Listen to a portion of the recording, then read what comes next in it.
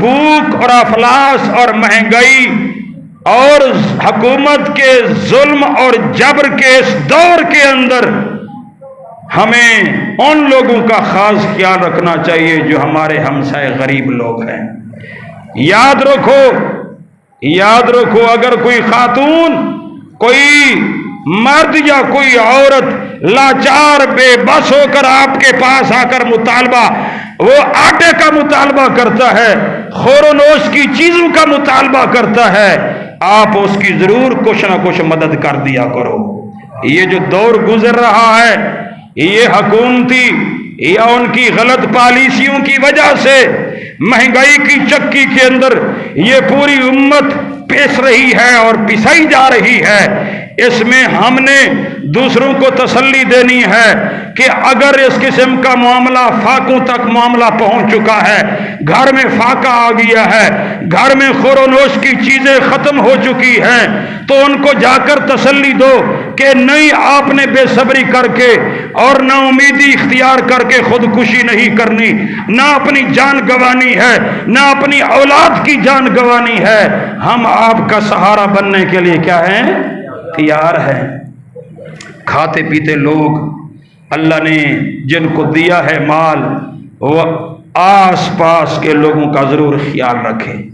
اگر کسی ایک علاقے اور خطے کے اندر، بستی کے اندر، بستی کے ایک گھر کے اندر کئی فاقے کی وجہ سے اگر خودکشی ہو گئی، کئی فاقے کی وجہ سے کسی انسان نے بے صبری کا مظاہرہ کر کے اپنی اولاد اور اپنے گھر والوں کی جان لی اور اپنی جان لے لی، صرف وہ بذات خود مجرم نہیں ہے، اس علاقے کے اہل ثروت بھی مجرم ہیں، حکمران تو اپنی جگہ ہیں ہی مجرم، وہ تمام تر جو فاقہ اور اس مہنگائی کے ذمہ وار جو لوگ ہیں، ہمارے حکمران جو اپنے تمام تر دنیا کے پروٹوکول کے لیے، دنیا کے مال و متاع کے لیے، دنیا کی عزت اور وجاہت اور کرسی اور اقتدار کی خاطر اپنا سب کچھ یقیناً اپنے عوام کو، مخلوق انسانیت کو ستا رہے ہیں اور اپنی تجوریاں بھر رہے ہیں، اپنے اقتدار کو طول دے رہے ہیں، اپنی کرسی کو طول دے رہے ہیں، چاہے غریب جہاں مرتا ہے مر جائے،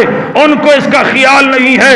سب سے بڑے وہ مجرم ہیں، سب سے بڑے وہ ظالم ہیں، اللہ کے ہاں یقیناً ان کی سخت پکڑ ہوگی۔ اس کے ساتھ ساتھ میرے معزز سامعین، ہمارے لوگوں کے اوپر بھی امتحان ہے، کھانے پینے والے لوگوں پر بھی امتحان ہے، تاجروں کے لیے امتحان ہے، اور خور و نوش رکھنے والوں کے لیے، مال و متاع رکھنے والوں کے لیے امتحان ہے کہ اگر علاقے کے اندر اس قسم کی غربت، افلاس اور اس قسم کا معاملہ ہو چکا ہے تو آپ کا حق بنتا ہے کہ آپ ان کے گھر کا سہارا بنیں، آپ غریبوں کے گھر کا سہارا بنیں، کیونکہ ہم نے مال اللہ کے راستے میں خرچ کر کے کس کو حاصل کرنا ہے؟ بے ان لہم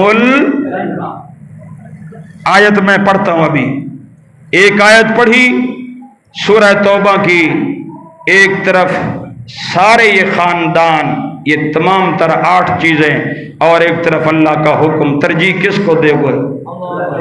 قربانی اللہ کے راستے میں دو گے، مال کی، جان کی، وطن کی، سب کچھ کی قربانی دو۔ اور جو آیت میں نے پیش کی ہے کہ اللہ نے جان دی ہے، مال دی ہے، اور اسی جان اور مال کو اللہ نے جنت کی قیمت قرار دیا ہے۔ جنت خریدنا چاہتے ہو؟ ہے طلب جنت دی، چاہتے ہو نا کہ جنت ہمیں مل جائے اور جنت کے باغات و محلات ہم اس کے حقدار بن جائیں؟ سب چاہتے ہو کہ نہیں چاہتے؟ ایسے نہیں ملے گی۔ آؤ سنو جنت کی قیمت۔ اللہ تعالیٰ فرماتے ہیں، توجہ کرنا، ان اللہ اشترا، ان اللہ، غور کرنا، قرآن پاک ہے، اللہ کی ایک ایک بات اعلیٰ اور قیمتی بات ہے۔ سبحان اللہ، سبحان اللہ۔ قربان جائیے قرآن کے بیان پر، قربان جائیے اللہ کے دیے ہوئے بیان پر۔ سبحان اللہ۔ ان اللہ اشترا، ان اللہ اشترا، بے شک اللہ خریدار بن گیا ہے، اللہ خریدار بن گیا ہے۔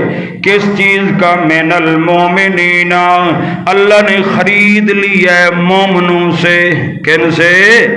مومنوں سے، اللہ نے خرید لیا ایمان والوں سے، اللہ نے خرید لیا ہے